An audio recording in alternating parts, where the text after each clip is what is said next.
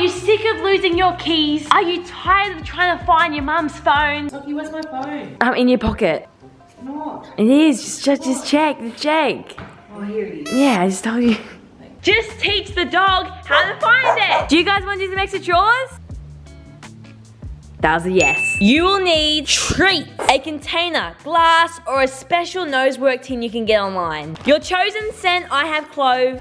Let's get started. Get your desired container and fill it up with a couple of treats. Wait, that's way too much. If you give your dog that many treats, it's gonna end up looking like, this one here. Only 1 or 2 treats is needed. Start with the dog by your side. Allow them to sniff the contents of your chosen container. Tell your dog to stay. Walk out in front, place a container 3 meters away from your dog and creepily walk back to them. Now release your dog to go get the food with your chosen command. Search! Phoebe actually didn't realize she could go to the food, so I'm going to use her release word, okay, to help her out. Okay. Oops, I forgot that's also Winky's release word, and he went to eat the treats. Sadly, Winky now must go in the crate. He likes treats way too much. And for some crazy reason, Phoebe is a bit unsure about the jar, so I try and make it more exciting by moving it around, but still, she does nothing. I decide to swap the jar for another container to see if that would help. I put the new bowl in front of Phoebe and try my very best to encourage her. This does nothing, of course. Phoebe, come. I ended up calling Phoebe towards me and pointing to the bowl, which she finally ate from. I then tossed more treats into the bowl to let Phoebe know she was allowed to eat from the bowl. This is me doing a victory dance. Go dummy, go beast. Sit. Stand.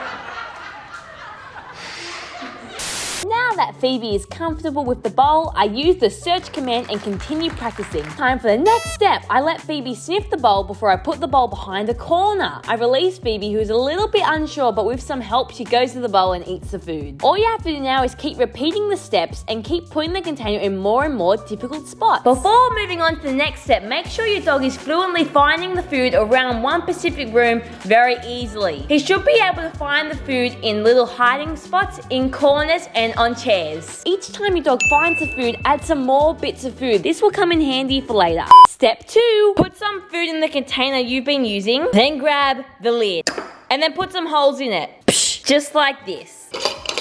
With your dog starting at your side again, tell your dog to stay and put the container with the holes in it in a hiding spot. Go back to your dog. Say the command for your dog to go find the food. When your dog reaches the container, say yes like this. Yes! Then put multiple treats on the lid of the container and allow your dog to eat them. Keep repeating this and make sure to hide the container in different spots to keep it interesting for your dog. And always put the reward near or on top of the container. Now you may be like, okay, this all makes sense, but I really actually want to teach my dog to find my phone. How is this helping? Well, just wait until you see step 4. Get the jar. Twist it open. Dump the treats out. Gloves on. Get yourself a cotton ball and tweezers. Carefully put the cotton ball in your chosen container. Grab your chosen scent. Open your chosen scent. Retrieve some of your chosen scent. That was too much. Put some of your chosen scent on the cotton ball. Place some treats into your scented jar. Get the lid and put it on. You are now ready for the next step. Basically, you're going to be doing the same thing we've been doing this entire time, but now the jar has some scent in it. Slowly but surely, you're going to be removing the treats from the jar until you are only using your chosen scent. Each time your dog finds a scent, you make a fuss out of them and keep dropping treats on the lid of the jar. This is so your dog will start to make the association of the scent and the treat. God!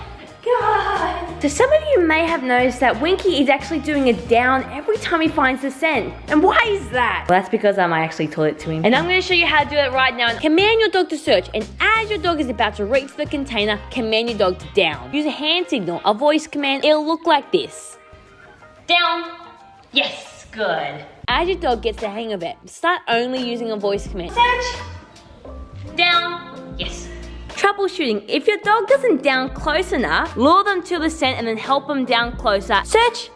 Down. Good boy. Now that your dog is only searching for the scent and is doing a type of position to alert you that he found the scent, you can move on to the final step. This is where you're you're gonna do some DIY, you buy a little thing that your dog can actually pick up. So like this little ball that you can attach with like a little, this clippy thing onto your phone or your keys. So all we have to do is cut a little, it's actually just a little more difficult. Now that I finally created a hole to put our scent ball in, I'm just now gonna stuff this in. Clip it onto the keys like this. Now you just have to do the process we've been doing this whole entire video again and again until your dog is fluently finding the keys. As an added bonus, you can teach your dog to actually give you the item after they find it. Good boy. You can put these keys anywhere in this room and Winky will find it.